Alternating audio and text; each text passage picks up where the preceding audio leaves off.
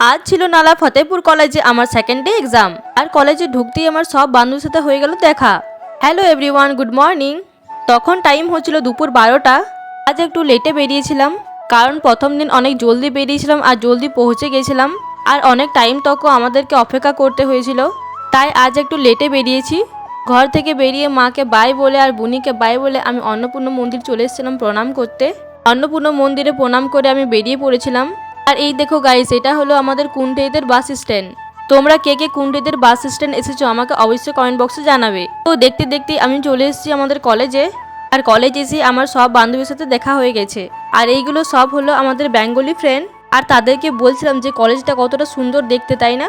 কলেজে এক্সাম দেওয়া তো হয়ে গেছে কমপ্লিট। তারপর আমি আর আমার বান্ধবী এখানে সিঙ্গারা খাচ্ছিলাম। আর এটা হলো ফতেহপুরের মার্কেট। আর সেদিন ছিল মঙ্গলবার, জানি না কেন ফাস্টফুডের দোকানগুলো সব বন্ধ ছিল। তাই ফতেহপুর মার্কেটে বেশি দেরি না করে আমরা চলে এসেছিলাম কুন্ঠিত মার্কেট। আর কুন্ঠিত মার্কেট এসে আমি খেয়েছিলাম চিলি চিকেন। তো আমি খেয়েছি, তো ভাবলাম মায়ের জন্য কিছু লিয়া যাক। তাই মায়ের জন্য আমি এখানে লিখছিলাম ভেজিটেবল চপ। তো আজকের ব্লগটা এত পর্যন্ত। তোমার সাথে দেখা হবে নেক্সট ব্লগে। টাটা।